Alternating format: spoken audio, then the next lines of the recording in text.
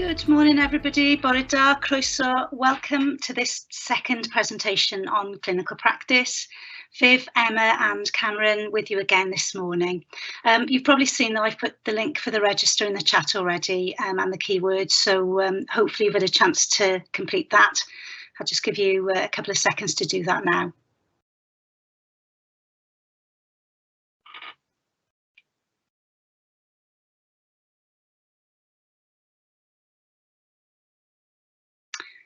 Okay, I'm going to keep talking, hopefully, while you're doing that register. So this is, as I said, the second presentation of two. The first presentation introduced you to the different aspects of clinical practice and the school-led training days. And we tried to explain the different roles and responsibilities that people have who are involved in your training whilst you're in school. So the aim of today's presentation then is to give you an overview of how you'll be assessed whilst you're on clinical practice, who is involved with the process, when the assessments will happen. So please do use the Q&A function and we'll try and address as many of your questions as we can as we present, and any that we don't cover, we'll make sure that we come back and answer. Remember that this and last week's presentation will be available to you to watch again just by clicking the link that you've clicked this morning and the one from last week. And we really do recommend you do watch these sessions again, because we understand that there's a lot of information that you're receiving and you're going to need a little bit of time to process this information. So we would definitely recommend a rewatch of both of the presentations before you go out to school next week, so you're really clear on every aspect of clinical practice. Your mentors are also being trained on the process. Many know it already because they're experienced mentors. And don't forget that this afternoon you've got a session with your university tutor. So if you have got any questions that arise from the presentation today or from last week, then please do ask them this afternoon.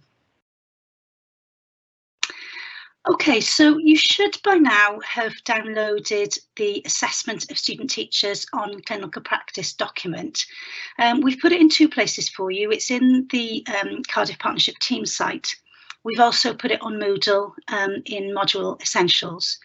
So I really hope that you have got that document up ready to look at. There's quite a lot of information in that document. So if you're watching this presentation on a phone, for instance, you might want to think about moving to a slightly larger device so you can see all the information that we're going to be asking you to look at. So I'm going to carry on now, assuming that you have got that booklet ready. Okay, so why am I being assessed? Well, I'm sure you're all clear on why you're being assessed during your clinical practice, but just to reinforce that you need to have met all the standards for teaching and leadership at QTS level to gain qualified teacher status. Now, Sally introduced you to the standards in the first week, so I'm not going to talk too much about them, and hopefully you'll be familiar with some of these screenshots that you're seeing on the screen right now. So they're taken from the EWC booklet on the professional standards. That booklet is also in Moodle in your PLP, R&E and professional standards tile.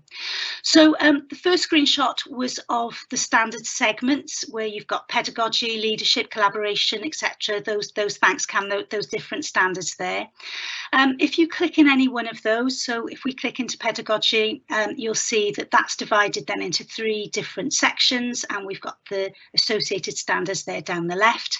And then if you click into those standards, then you'll see the three descriptors. Now we're interested in the bottom one, which is the QTS descriptor. So that's the descriptor that you're going to have to meet by the end of the year, and that's the one that you'll be assessed on at various points throughout the year and summatively at the end of the course. Now, we don't want to limit you to just that QTS standard, of course. If you're demonstrating competencies beyond that in the induction descriptor, or indeed the one beyond that for experienced teachers, then that's great news. But it's the QTS standard that we're looking for as a minimum threshold. So that's why you're going to be assessed. Now, I'm going to give you a couple of minutes just to find pages 3 and 7 in the Assessment of Clinical Practice booklet.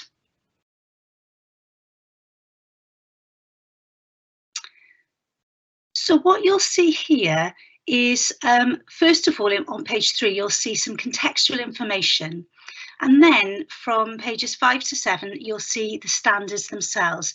Now you can see some are highlighted in yellow. I'm not going to talk about that right now because Cameron and Emma will pick that up later on in this presentation.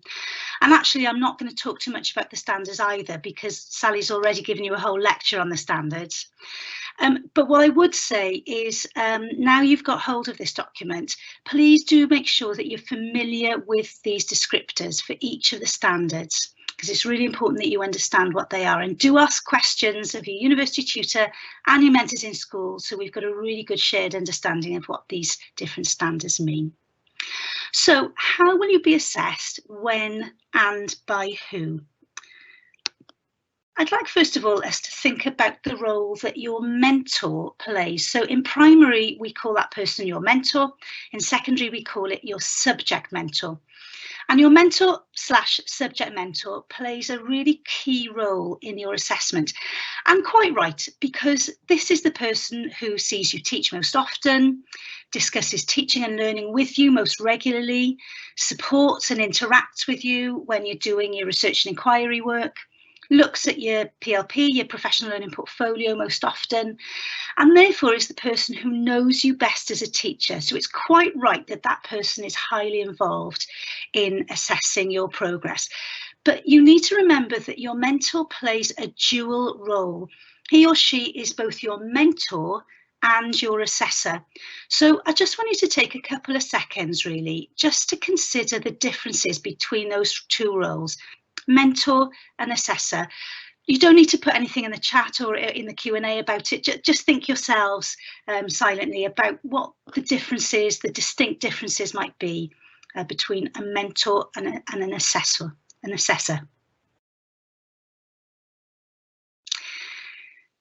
So that was literally about 3 seconds, but I'm going to carry on anyway. In the mentoring role then, he or she will be acting pretty much as your coach, working with you, alongside you, giving you constant feedback, discussing ways to improve. But sometimes he or she will need to take the assessor's role, and in doing so, at that point, they will be making more formal judgments on your practice. So it's really important that you understand that your mentor plays that dual role and will be going between those two roles at various points throughout the practice, throughout your clinical practice. Okay, so a key component for your mentor in both his or her assessor's role and in the mentor's role will be observing you, because they'll do that informally and formally. So informally, they're going to be observing you pretty much every day, almost lesson by lesson. And when they're not doing that, then a colleague probably will be. So for example, if you're a secondary maths student teacher, you'll have classes that belong to your mentor, but you'll also have classes that belong to other colleagues in the department. And when you're teaching for them, they will be watching those lessons and be giving you that informal feedback. So basically, informally, anybody observing you can make some comments and give you that sort of informal feedback that you need. Now, they will do that, obviously verbally, but they will also be encouraging them to write some comments down in what we call the formative comments logbook. Now, pre-COVID, that used to be a blue book. So sometimes it's called the blue book as well. You'll hear your mentors and tutors calling it the blue book. And it's basically an A4 blue book with lined paper inside, and you give that to your mentor or to whoever's observing you, and they will use that book to write some comments in there, strengths that they're seeing in your practice and also things that you can improve on. So we'll be giving you the blue book hopefully by the end of this week. We're not sure whether we've got quite enough to give to everybody, so if you don't have it this week, then you'll have it the next time you're on campus. But because of COVID last year, obviously we were trying to minimise physically handling the same things. So student teachers and mentors devised a number of different ways to operate that sort of formal and that informal feedback. For instance, some mentors and student teachers opened a Google Docs that they were able to share and give feedback on. So we're not really too insistent on how you do it. We're going to give you the blue book, but also if you want to operate a sort of a virtual space where you can share feedback with your mentors and your other colleagues in school, then that's up to you. But it is something that you need to decide when you get into school and you have a conversation with your mentor, because it's really important that you do get that informal feedback in one place so that you get that constant stream of feedback in your teaching. And that's going to really help you reflect. It's going to really help you to decide on maybe the topics that you want to explore more deeply as part of your research and inquiry tasks. And it's also going to help you to think about and to formulate targets when you go to your weekly meetings with your mentor, targets for the following week, things that you want to focus on in the following week. The other good thing about the comments in the formative comments logbook is that you can also use it as evidence against the standards, as long as it's good quality evidence, and you can upload that onto your PLP. So on the screen here, I know you can't see it very well, but it's in your booklet on page 19 to 21. Here's an example from a primary and a secondary setting. So after the presentation, if you get a few minutes, just go into that booklet and have a read of those examples so you can see the types of informal feedback that you're going to get. So as I said, they're on pages 19 to 21 on the in the Assessment for Clinical Practice booklet. And your subject and personal tutor will also be giving you formative comments at the end of the induction period as well. So yeah, your university tutor will be using that booklet as well. Okay, I think that's it from me. I'm going to hand over to Cameron, I think, who's going to talk us through the next stage. Thanks, Viv. Morning, everyone. Just building on, excuse me, what Viv has been saying about the informal feedback, I'm going to explore, if that's okay, just the more formal side of when you'll be observed by your mentor or your subject mentor. So hopefully you've got the document open in front of you. If you could turn to pages 13 and 14, you'll see the Learning and Teaching Observation Form, which is the official form that your mentor will be completing. There will be 7 of these completed during the year. So there'll be 4 during your CP1 and then 3 during your CP2. And unlike the formative comment logbook, where any teacher can log the comments, these formal observations can only be completed by your mentor. So you'll see at the top that there is some colour coding. We've got red, we've got an amber yellow, we've got a green, and we've got a purple. And we're going to have a little look at these colour coding in a bit more detail. So just moving on, we have got on page 8, we have got the STEEL descriptors. Okay, so if you could have page 8 of your notebook open when we're looking at these, that'd be really useful. So the way that mentors and your senior mentors, tutors will judge you when they are looking to complete an observation is by using a set of descriptors by Carroll Steele. So there are 4 possible judgments they can make. So the red is the unaware, the amber or the yellow is the aware, and then we've got green as capable, and then QTS plus is the purple on the right hand side there. Unaware means that at any point in time, that mentor is making the judgment that there's no evidence or very little evidence of this in your practice. Okay, and you can see that there are adjectives which exemplify unaware, such as erratic, underdeveloped, ineffective, unsuitable, etc.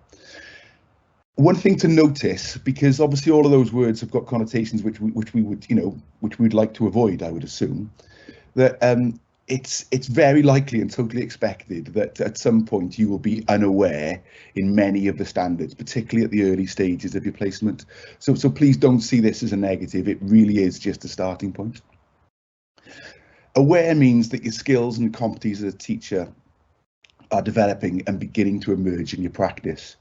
And here, this is where the mentors will be looking at sustained examples of you growing in confidence and having some impact on your pupils' learning, but not totally honed yet. Capable is the QTS standard, so that's what you guys are going to be aiming for and need to achieve across all of the standards by the end of your CP2.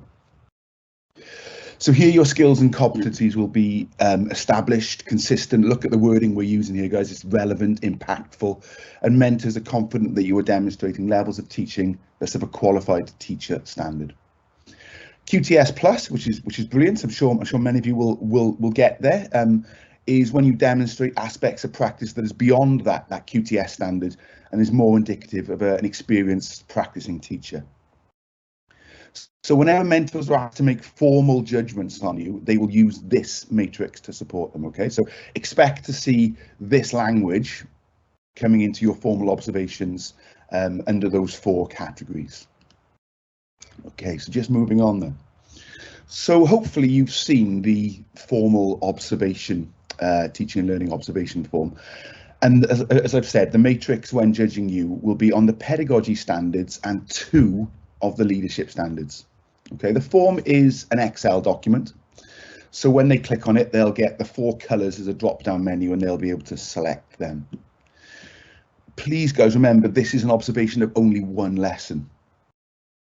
That we don't judge you on all the standards is that a teacher isn't able to demonstrate every standard just in 1 lesson. So these are the ones that you are able to demonstrate while you're teaching. There is a colour code for each standard on the form, and then there is a comment box to justify their judgment. So you'll see that there are evaluative comments that then justify unaware or aware or capable or QTS plus that they've selected. There will also be a box to where your mentors will comment on your pupils' literacy, numeracy and digital competence down the bottom. And based on your judgments, they will set you some targets and some strategies to help you improve, okay?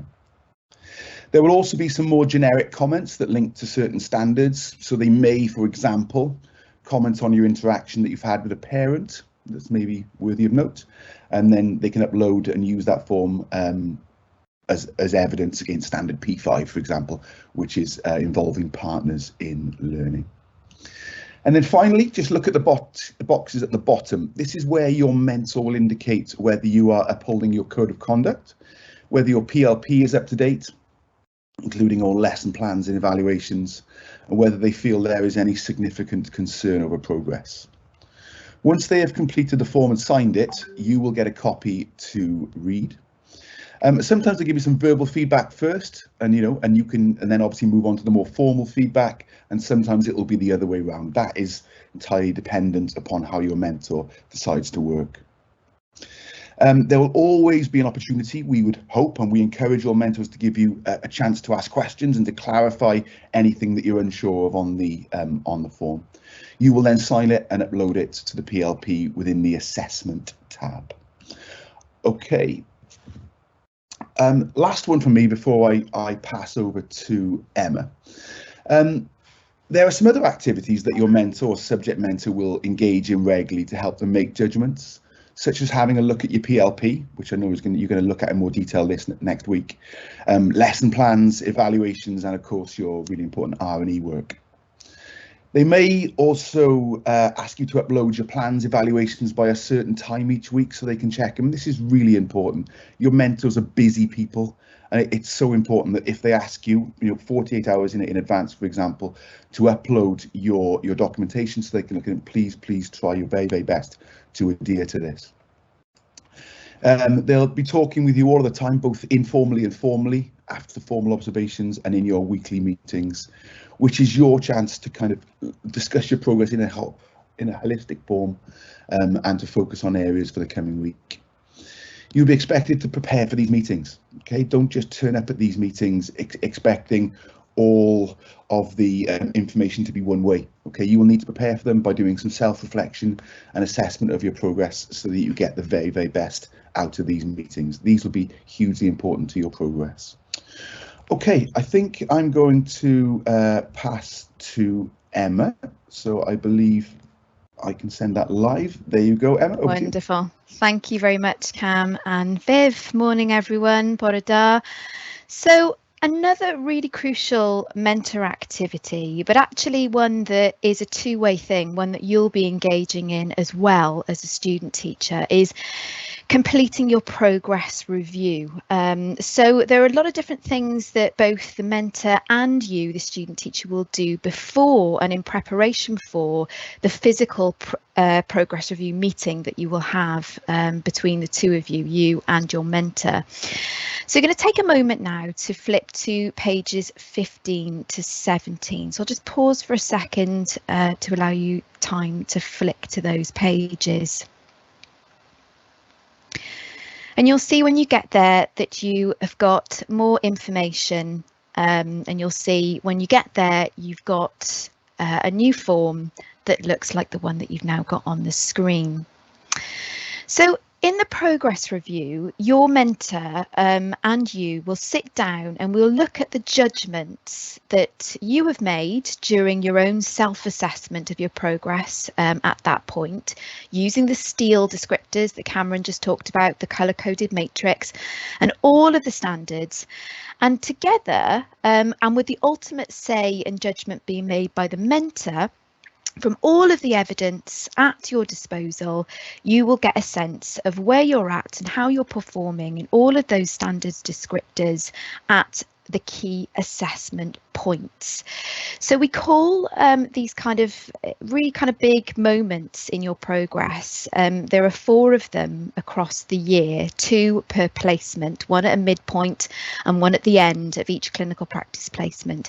We call them key assessment points. So you might hear university tutors and senior mentors and mentors talk about CAP points, and that refers to key assessment points. So the progress reviews take place at these key assessment points. So as I said, it'll involve you and your mentor looking at all of the evidence that you've gathered prior to that key assessment point. Most of that will be housed on the PLP, as Viv said. Quite a bit of that might be in the formative comments logbook. The formal observations that Cameron's just been through, the formal lesson observations that the mentor has done, will also feed into the judgments made at each key assessment point for the progress review, and the dialogue that mentors will undoubtedly have with other colleagues who are working with you, either in the department or in the phase that you're working with, particularly if you've been taking their class as well. So as I said, the mentors will complete the final form, but you've got a role to play in self-assessing yourself against each standard descriptor. And like the mentor, you will need to have a really good look at the evidence that you will get lots of information about tagging and preparing over the coming weeks. We're not just going to leave you hanging. You'll get lots of input from us as university tutors about how to prepare your evidence against the standards descriptors in preparation for progress reviews. But you will have, hopefully, before you go into that progress review meeting with your mentor, a really good understanding of where you think you're at, and you will indeed self-assess against all of those standards descriptors before talking to the mentor about the judgments that you've made of yourself. So you will also, as part of that process, complete a synthesis of your progress at that particular moment in time. So I'm going to show you this on the screen now. This, as Viv said at the start, you may need to return to this, and you will have, as I said, more input about how to prepare for progress reviews in addition to this introductory session on assessment on clinical practice. But once you've self-assessed and once you've gathered all of your evidence, you will then be expected to complete on your PLP a synthesis of progress form like the one you can see on your screen now. And this is housed in the assessment tab on your PLP. And what you'll be doing there is what it says on the tin. You'll be synthesising and evaluating your progress to date in the standards descriptors, and you'll be looking to provide an overview of your key strengths and your key areas for development. We'll not be looking for you on that synthesis of progress to comment on every single standard descriptor. We'll be asking you to identify the main strengths and the main areas for development at that particular key assessment point. Because you will have self-assessed against all of the individual descriptors and gathered evidence against all of them also in preparation for the progress review. The synthesis of progress really is just the kind of key points, your areas of strength, your areas for development in all of those 5 key standard areas and any pertinent standard descriptors that pertain to your particular progress at that moment in time. So as I said, you will do all of those things in preparation for the progress review meeting itself. You'll also have the opportunity to reflect in the synthesis of progress on any progress that you've made with regard to cross cross-curriculum responsibilities. So you can see there an emphasis on your literacy, numeracy and digital competence, and how you have developed them yourself and also how you've developed them amongst your pupils. But as I said, you will have a lot more detailed input about how to self-assess, how to pull together your evidence and how to prepare to get the most out of those progress reviews from myself, Tom Breeze, and Sinead from the primary team, who will be talking you through the fine details of how to prepare for those progress reviews. So, just to give you an overview of what I've said, consolidate how you will prepare for each key assessment point, each progress review. These are the steps that you will go through. So, number one, you'll self-assess based on your evidence that you will have compiled on the PLP. And there is a particular tab that you will use for that, where you'll be able to tag any pertinent evidence, much of which we've spoken about during this presentation so far. So things like screenshots from your blue book, from your formative comments book, feedback from former lesson observations, resources that you've made, lessons that you've planned, interactions with learners where they've produced work, can all form really strong evidence towards the standards, but more on that at a later date. So you'll self-assess. You can see on the form, if you're looking at the example in the Assessment of Student Teachers on Clinical Practice Guide, that there is a column entitled Student Self-Evaluation. So you will do that, you will self-assess, you will mark yourself as unaware, aware, capable or QTS plus for all of those standards descriptors. And then you will complete your synthesis of progress showcased on the previous slide. And then the really important bit, you will then have a meeting, the progress review meeting with your mentor. So your mentor will need to be notified before that you've done your self-assessment, that your evidence is ready, that you've done your synthesis of progress, because they'll want to have a good look at that and decide whether they agree or disagree to prepare for that meeting.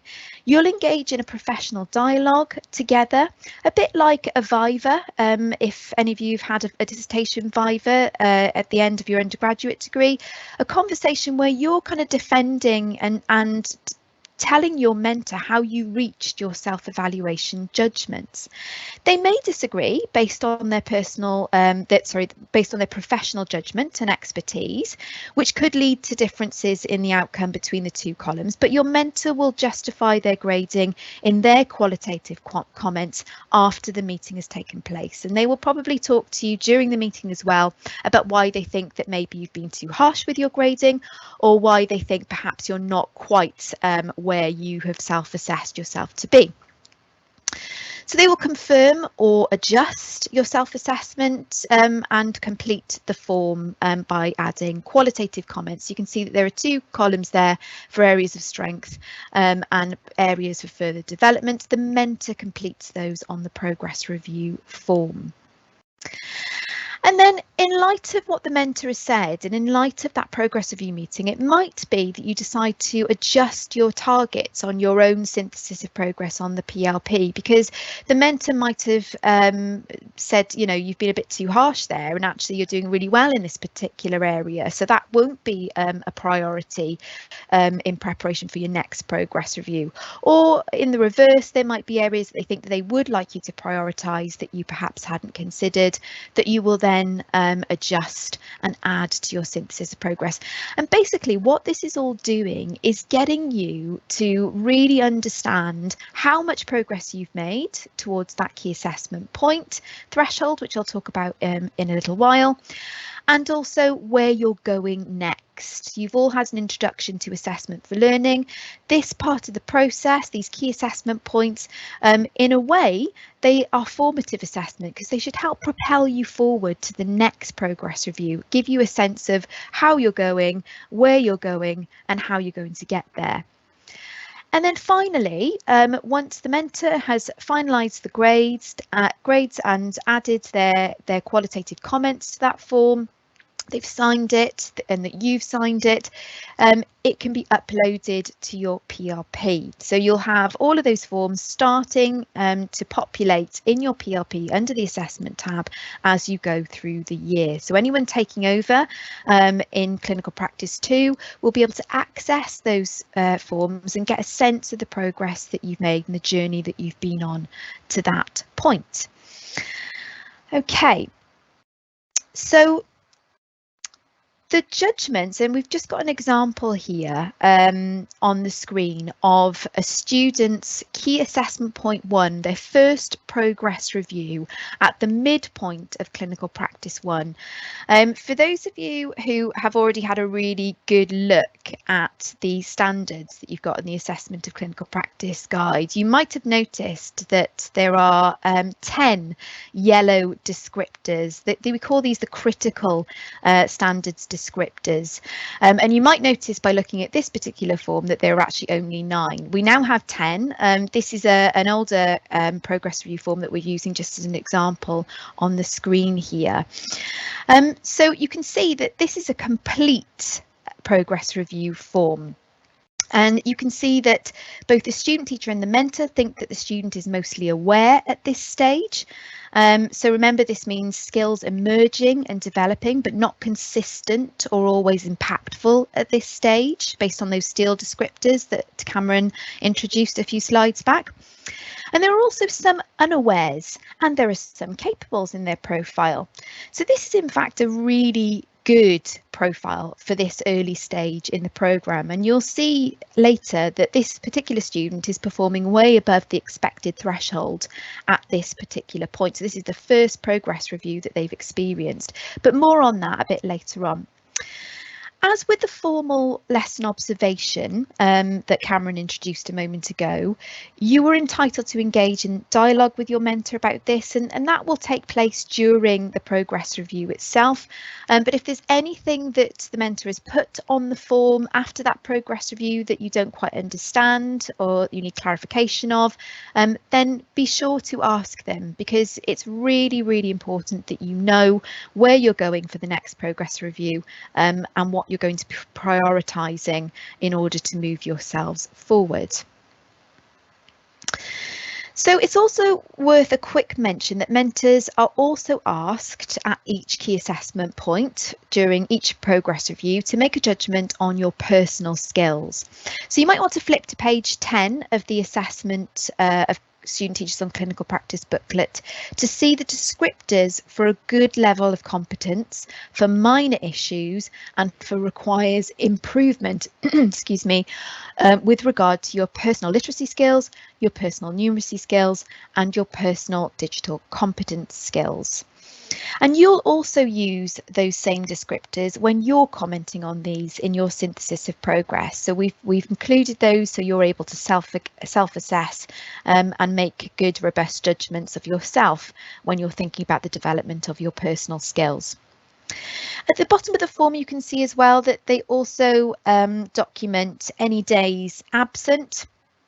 And again, the mentors are asked to make a judgment on how well you are, or if you are upholding the code of conduct, the student teacher code of conduct that was introduced a little earlier in induction, and whether there is any significant concern over progress.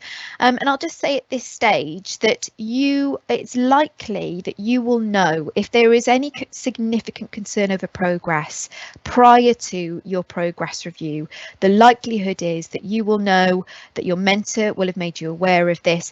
It's unlikely that it will come out of the blue, but it's at this formal stage that they might need to formally indicate on the form that there is concern over progress. And we've got a policy for that will kick in to help support you if there are any concerns. Okay. So we mentioned that there are key assessment points, and at each key assessment point there are expected thresholds that you will be judged against, you'll be expected to meet, that I would like to now go into a bit more detail on. You will see these thresholds, you'll be able to read them a bit more clearly by turning to page 11. So So we mentioned the CAP points, and those progress reviews correlate with each CAP point, and the mentor will complete the progress review form, and they'll have the progress review meeting with you at the mid and end point of each clinical practice placement. So at each CAP point, you as the student teacher need to be meeting a particular threshold, which is the minimum requirement at each stage of the programme. And I mentioned when I showed you a midpoint clinical practice 1 progress review form a moment ago, that particular student was exceeding the CAP threshold. So let's have a look at these in a bit more detail. So the first progress review you have will be at key assessment point 1. And at that point, you'll be completing that on the 6th of December. So you have quite a bit of time to reach that first threshold. Your mentor will confirm via that form that you are achieving aware in the 10 critical standards. So those are the ones that are highlighted in yellow. So if you go back to the list of standards descriptors on 5 to 7, you'll see that some of those are highlighted in yellow, and those are the critical ones. You can see what they are, and just by looking at them and knowing what you know already, having spent quite a bit of time with us on induction, you'll notice that there are some really crucial key things that are kind of bread and butter and absolutely crucial and critical to get right early on in your teacher education.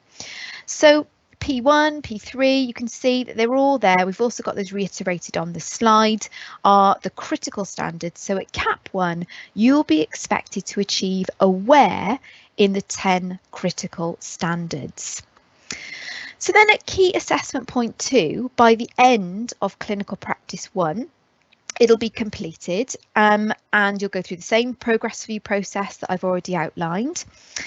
That will be done by the 31st of January 2022, and by the end of that placement, so by CAP 2, you will need to have sustained the aware judgment in all of the critical standards. So you need to still be judged as aware, a minimum of aware in the 10 critical standards. And in addition, you'll need to be judged as demonstrating aware in the majority of the pedagogy standards descriptors. So all of the P descriptors. There are 17 in the pedagogy standard. So a majority would be 9 or more, because we class the term majority as over half. So, you know, Viv said at the start, it's going to take time to go, you're going to need to take time to go back to this and let all of this sink in. This is probably feeling a little bit overwhelming at this stage, but it's really important, if nothing else, go back to these CAP thresholds, go back to the standard descriptors, so you're really familiar of what the expectations are at each key assessment point. So then moving on to clinical practice 2, you must have improved your performance in the critical standards descriptors and be meeting capable. So in other words, you're demonstrating qualified teacher status level in the critical descriptors by the halfway point of clinical practice 2. So by the 4th of April, we'll be expecting to see those 10 critical standard descriptors turning green to indicate that you're achieving those at capable. And finally, by the end of clinical practice 2 on the 16th of May of next year, we are looking for you to be capable in all standards descriptors. And remember that we still have an enrichment period after that date. So if you're still trailing a few of those standards descriptors, you'll stay in your clinical practice school in order to meet the threshold and to reach qualified teacher status, because ultimately that is the goal by the end of this year. Many of you will exceed it, but ultimately that final CAP threshold is requiring capable for all of the QTS standards descriptors. Okay, so if we go back to the example progress review that we looked at earlier, remembering that there are only 9 critical descriptors on this example because this is an old version when now we have 10.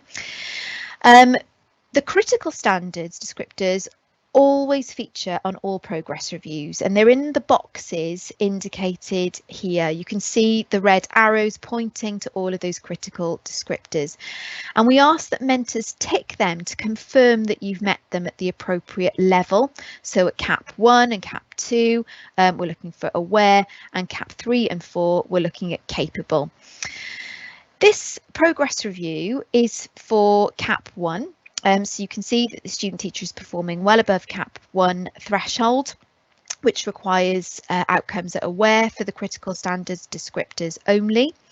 And all other descriptors could be unaware at this stage. This particular student has done very well to achieve what they have, but as long as the critical descriptors for CAP 1 are at aware, then you're fine. And if we look at the mentor judgments in column 2, the student is meeting the threshold of aware in the 10 critical standards descriptors. In fact, they're deemed capable in the second leadership, in L2, third from the bottom, the second leadership standard, but they're exceeding the CAP 1 threshold by being aware in most of the descriptors and capable in 5. So this is the profile, as I said earlier on, of a particularly good student teacher. More typical at this stage would be a lot more red in the mentor column and in the student column, a lot more unaware, as you would have only been lead teaching for a very short amount of time by this stage. But when you're on placement, it's really important that, as I said a moment ago, that you know the thresholds and that you work with your mentor to use them to prioritise and to really think carefully about how you're moving yourself forward. So a lot of information there. I'm going to hand over to Cameron now, who's going to talk to you a little bit about the moderation process that we go through as university tutors, senior mentors and mentors to make sure that their judgments are accurate and robust. Over to you, Cam. Thanks, Emma. As we mentioned right at the start, guys, you're probably going to want to watch this back at some point. There's an awful lot of information coming your way now, really crucial information, obviously. So, absorb what you can now, really read through this documentation and watch this back, okay? So you might be wondering at this point how your senior mentor and how your university tutor become involved in the assessment of your progress. Because what you're probably seeing is that there is a huge emphasis on your mentor. They play a huge role in assessing your progress and supporting you. So your senior mentor and university tutor will assess your progress by acting as a moderator. So the mentor makes the judgment, excuse me, and the senior mentor and university tutor will see a sample of the student teachers to moderate the mentor's assessment, okay, and to ensure that there's accuracy across the school and across the whole programme. They will go through the same process as your mentor, so we'll observe a lesson or part of a lesson, look at your PLP and engage in a dialogue with you and your mentor. And university tutors and senior mentors will complete a process known as QA, which is obviously quality assurance, and we'll complete a QA form that documents the agreed judgments. But you guys don't have access to this form, okay? This is an internal moderation that is done between mentor, senior mentor and university tutor. The senior mentor and university tutor will use this process to ensure there is accuracy and consistency within the school and across the partnership, as I mentioned, and will inform and highlight any mentor training needs that are arisen from this process. You will have noticed that I think myself and Emma have both alluded to over the last 20 minutes or so, the concern over progress. So I just wanted to kind of pick up a little bit on that and to kind of reassure you, but also give you some more information on that. So on the CAP threshold sheet, as you say, there was this mention of concern over progress. This is a procedure that's triggered by a significant lack of progress. And a package of support is put in place to help the student teacher who is placed on this concern over progress. However, it's really important that we emphasise that we will try our very best to avoid COP if at all possible. And there is a stage before concern over progress, which is called the extra support package. Sometimes, and this is entirely normal, a student teacher might have a bad patch or can't quite get over a hump on a certain part of their teaching and their area of practice. And at this stage, there's no major concern identified by anyone involved, but it's just a bit of a plateau, and we need to address that. So there is a GROW coaching model which will be used to help to coach the student teacher past this point. However, if after this extra support package and the GROW coaching model, there is not seen to be enough progress made, this is where we would proceed to a more formal concern over progress process. As Emma mentioned earlier, please be rest assured that due to the regularity of the meetings, formal and informal, that you guys will be having, and the dialogue that you'll be having with your mentor, you will know if there is concern over your progress. So neither of these processes should come out of the blue. It's really important that you guys become familiar, so have a little look at the more detailed information on, you probably noticed there's lots of acronyms in teaching, the ESP, the extra support package, and the COP, the concern over progress. Look for the booklet out on the Cardiff Partnership Team site, which will give you some more information on this process. Okay, just a short couple of slides from me there, so I'm just going to pass back to Viv. Brilliant, thanks Cam. Apologies everybody if I've got some of the page numbers wrong. Thank you Matthew for pointing that out. I thought I checked it again and again, but apologies for that. Hopefully you've been able to work it out if I am just a page out or we've just been a page out as we've been talking you through it. Again, apologies. So just finally from me then, we've got a slide here that I've taken from the clinical practice guide, which is what we looked at last week and Emma uploaded onto Moodle for you last week. So this slide will give you a detailed breakdown of all those formal assessments that both Cameron and Emma have talked about. So you can see there it's colour coded. You'll see that you've got the 4 progress review points and the dates, and also you can see the 7 formal learning and teaching observations that you'll have done, 4 in the first placement and 3 in the second placement, as well as a couple of other dates around assignments and that sort of thing. So that's a really useful guide to give you a time scale of your assessment whilst you're on clinical practice. And as I said, that comes from the clinical practice guide, and so you can get hold of that document and have a really good look at that page. So really that's bringing us to the end of this lecture this morning. It's the end, in fact, of 2 lectures, isn't it, where we've introduced you to all aspects of clinical practice. Remember the part 1 last week introduced you to the key aspects of the content of clinical practice and the SLT days, explained roles and responsibilities and the people involved. And today then, we hope that we've given you an overview of how you will be assessed, by who and when. Now, it is, as you've seen, quite a complex and involved process. So as Cameron and Emma and myself have said on numerous occasions, do go back, have a look at this video again, make sure you scrutinise the 2 documents, the clinical practice guide and the assessment of student teachers on clinical practice guide. That will give you all the information you need. Those are the guides that also your mentors are going to be using out in school. We'll make sure that we put the PowerPoints up for both of the lectures last week and this week, so you can take your time to look over the slides again, because we do understand that there's an awful lot to take on board. And don't forget also you've got that meeting this afternoon, so you've got a bit of time to just process some of this information and then go this afternoon with some questions for your university tutor. So today then has all been around your assessment on clinical practice, familiarising yourself with the documentation, and then finding out about how that process will happen and by who. So please do take your time to look at that again. So very finally from me then, I just want to flag up again the Cardiff Partnership Team site as your go-to place for any documentation on clinical practice and SLT days. We have put those 2 key documents, the clinical practice guide and the assessment booklet, on Moodle, but really everything that you need will be in the Cardiff Partnership Team site. This is the site that your mentors will access to find the documentation, to find the forms that they're going to have to be filling in, the progress review and the learning and teaching observation form.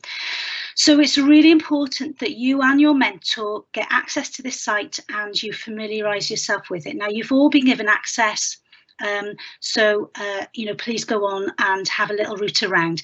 Cameron has created a navigation video for you, so please make sure that you watch that, and that will help you. And you might also want to share that with your mentors if they're finding it hard to find their way around the team site as well.